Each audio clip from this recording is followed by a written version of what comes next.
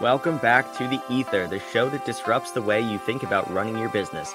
Join me, Brandon, and my co-host, Sean Delaney, the creator of What If, on today's episode.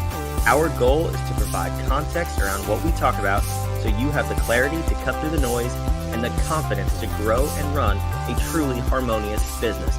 Let's jump in and take the next step to achieving business freedom.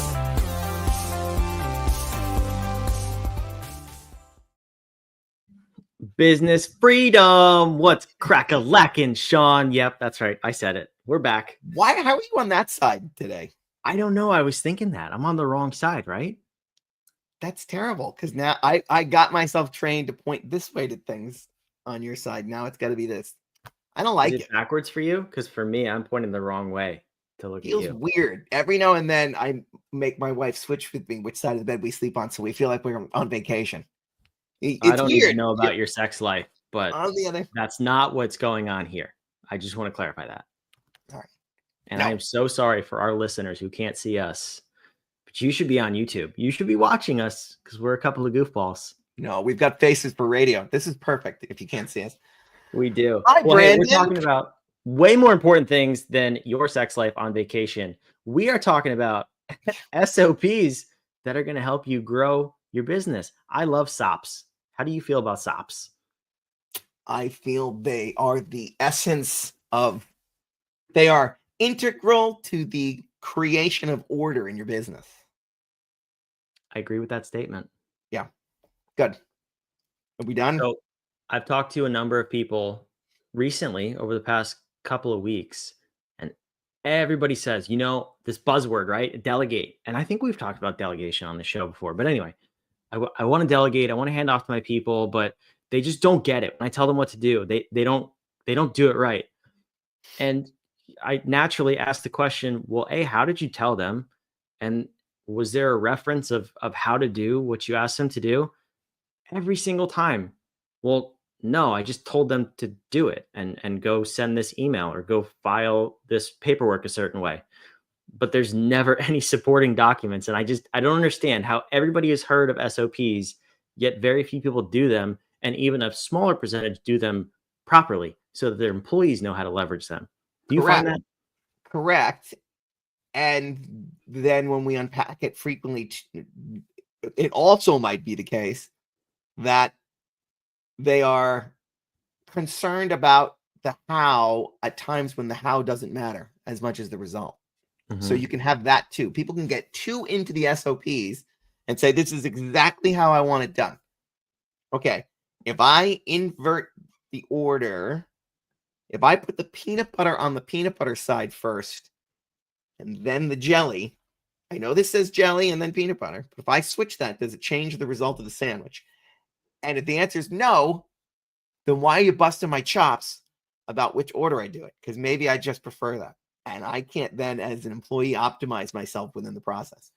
Well, it does, because you have to put jelly on first because it all comes off the knife easier. If you were to put peanut butter first and use that knife in the jelly jar, then you got peanut butter in the jelly jar and it's a whole disaster. Now, if that matters, that has to be in the SOP, because otherwise people will say, well, it doesn't matter. And I might as well just switch it. Right? Or I've seen people say, so here's the process. I was watching somebody, I was asking somebody, oh man, what were they installing? Fiber optic cable.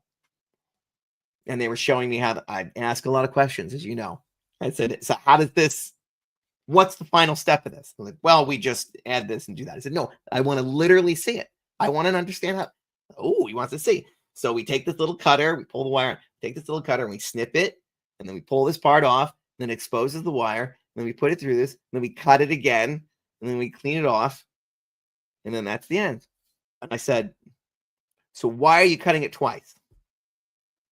And I said, well, so you cut it first and then you're cleaning it, and then you put it in there again, then you cut it, and then you clean it. I'm like, I heard you. That sounds like the same step twice. Why are you doing it? What was on the page when they told me I had to do it? Who wrote this? Gary. Let's get Gary. Hey, Gary, why is it cut twice? Well, because you cut it and then you clean it and then you cut it again. I said, yes, but what does that do? Because I don't think that would do anything to the cable except make it shorter and over time waste a lot of cable. So how about this? Let's just do it once and plug the shitting thing in and see if it works. And they're like, okay. So they plugged it in. They go, it works. Go figure. And we only cut it once. Yeah, you only ever were cutting it once. And then you just made it fucking shorter for 2 inches for no reason. So why are we following the process? I was told follow the process. All right. So it's important as an owner to know when I'm telling somebody how to do this, which are these steps that absolutely matter, and then which are the ones that are just the art, and it's just kind of how I like it. Because when you hand things off to people, you're going to get like 80% of the way you would do it, and they're not going to do it exactly the way you do it.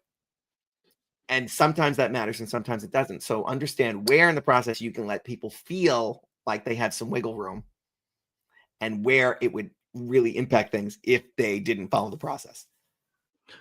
There's two things there, because you're right. When you hand it off, at least for the first time, I found you're going to get anywhere from 50 to 70% of how you would do it. If you were the owner of that thing and this is the first time someone else is doing it, 50 to 70% efficiency. Maybe that's even being a little generous. But if this is something they do on a recurring basis, if this becomes their job and you're getting it off your plate for good, they'll be at 110 or 120 or 150% of your capabilities within a very short period of time. Yeah. So there's that adoption and training period that we often miss as business owners, where of course the SOP is crucial to training somebody and giving them that resource, but you're not just providing an SOP, you have to provide the autonomy and incentive to then update it. Like you said, where if you say, okay, these steps in the process must be here. It's a legal issue, a compliance, a HIPAA issue. That's fantastic. We don't want to mess with that stuff. But here's where, I don't know, there's no real reason we do it this way. If you find a better way, please, we would love to incorporate that into this process. And that's where you can help people understand, okay, this is set in stone. This is where we need your expertise and your on the job knowledge of doing it better. Yeah, there's a lot of unfairness with poor leaders that happens with SOPs, whether it's, I never gave you any, but I'm just going to keep yelling at you to do it right. We've seen that. I've seen some tyrannical people, and these are the clients that we jettison as quickly as possible. But one in particular comes to mind when if you did it, if she gave her the information, she literally was saying, you got to get a handle on this one woman supporting me. Why? What's going on? She's driving me crazy. Look at this note. It's way too long, too much detail. Who's got time for that? Okay, so I go to her and say, are we conveying too much information? And she said, yeah, well, here's the deal. That's because the day before she yelled at me for not giving her enough information. And if I go back one more day, it was, I gave her too much. And if I go back a day past that, it was not enough. You just switch the days and she's going to yell at me no matter what. And when confronted with the two styles and her feedback, she was like, well, part of her job is to read what I want. Oh my God, get out. Everyone get out. Pull the fire alarm. But so she wouldn't give her a process because she knew that she herself didn't want to follow a process and didn't want anyone else to follow a process. And so there's that glaring error where we just have people jumping through hoops for the sake of it. Then there's I did give you a process, and there are all kinds of vanity steps in there where, why would I do it? Hey, could I make this more efficient and save the company money? No, you're going to do it the way I told you to do it. You're not paid to think. You're paid to do, right? We've seen those. He's laughing. For those of you who can't see us, can only hear us. He's laughing. We might be talking to one of those in 20 minutes. We're going to be talking to exactly one of those. I told you to do it the way that's because oh my God. Anyway, I'm stopping myself from saying a lot. So there's that form of it. And then there's I want to delegate it. I don't know how, because there's no real process there. And I'm not really sure how I would tell them to do it. And I say, good, because one of the best things you can do, even if you think you know the process, map it out to the degree that you know that it matters. And then with the actual person who's going to do it, That's when you finalize the process.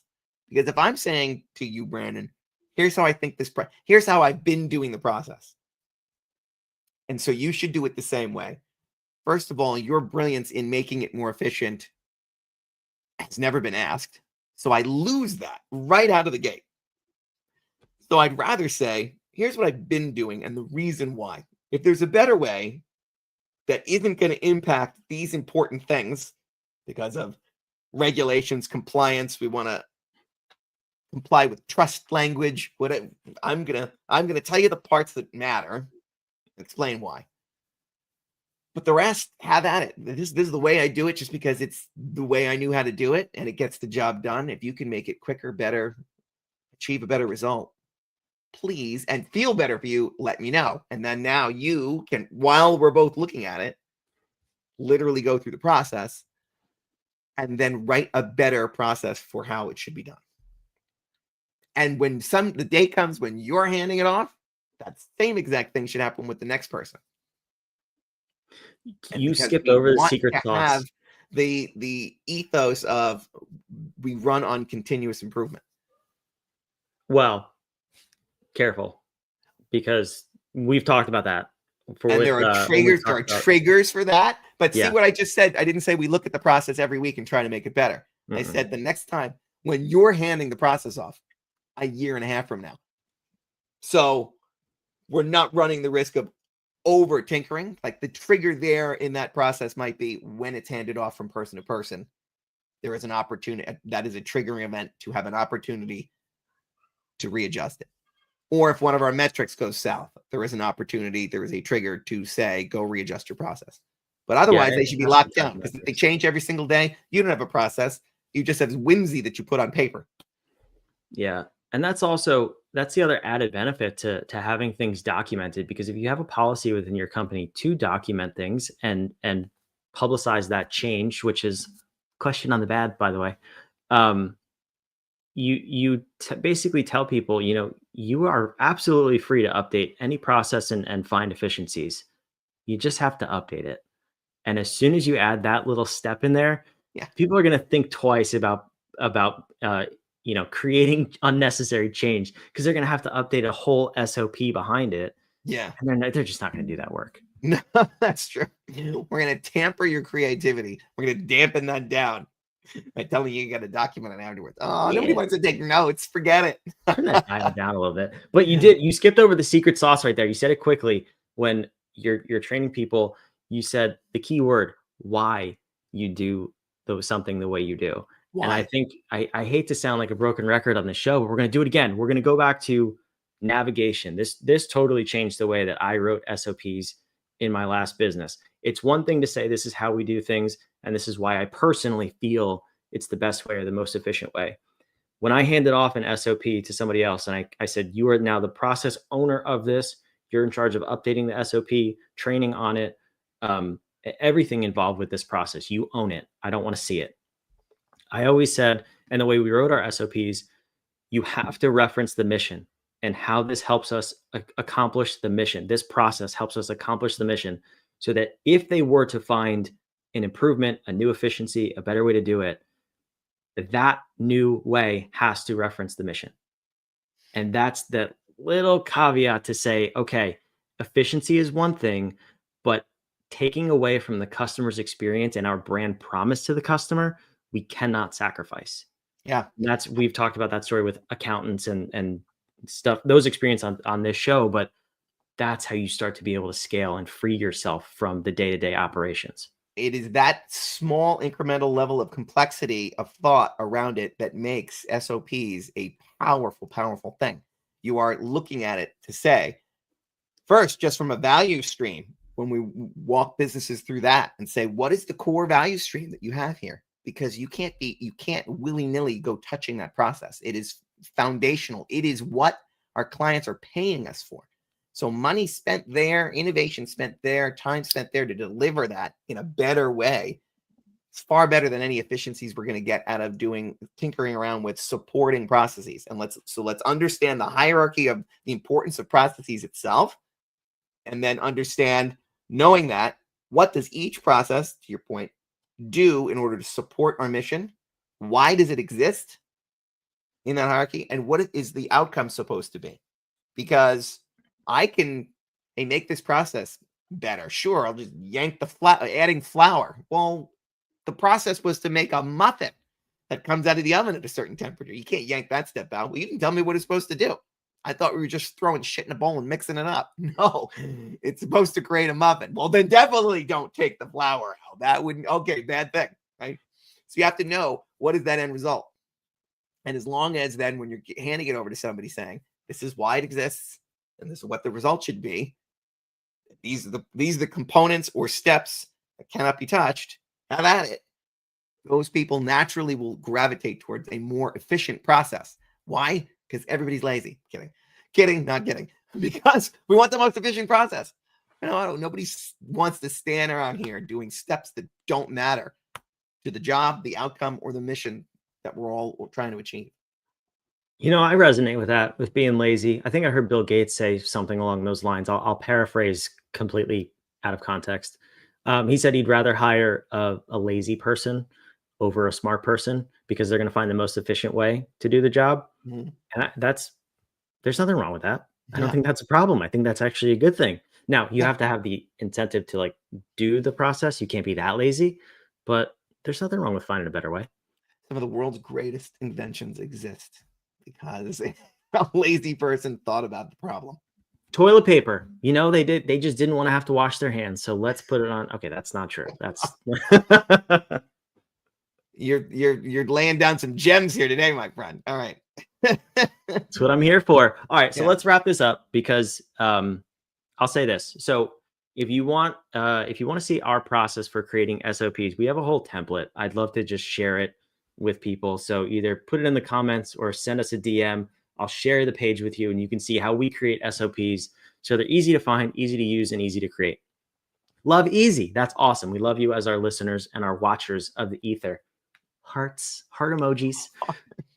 Heart emojis. Last step though. So I've shared this with a couple of people and this is just kind of how we think about creating SOPs. And it's really helped provide clarity for them because I've also seen the flip side of over creation of SOPs. Yes. You don't need one for everything. But then also if you do incentivize people to create an SOP around everything, you end up with duplicates or in some cases 5 different versions of the same process from different people. We definitely don't want that. So the way that we start is, you mentioned it before, your value streams. So creating a value stream process map, a flow chart of how things flow through your business is time consuming, but it's actually really, really important for especially your employees to see where they plug into different parts of the business, what parts of that value stream they impact, who else downstream they may impact, or upstream who impacts them. But once you have that, then you can create SOPs that are tied to that.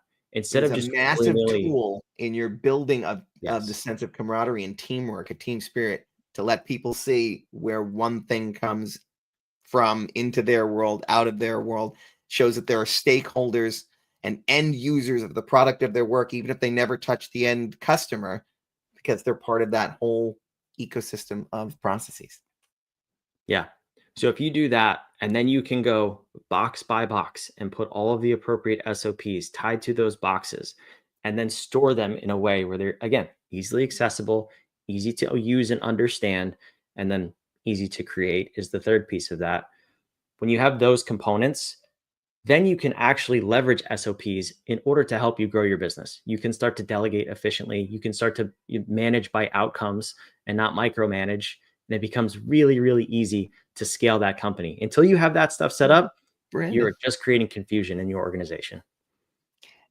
Amen. Couldn't say it better if I tried. Let's put a pin in it. Let's do that. What's the We'll see you SOP? back. What's the SOP for shutting this thing down?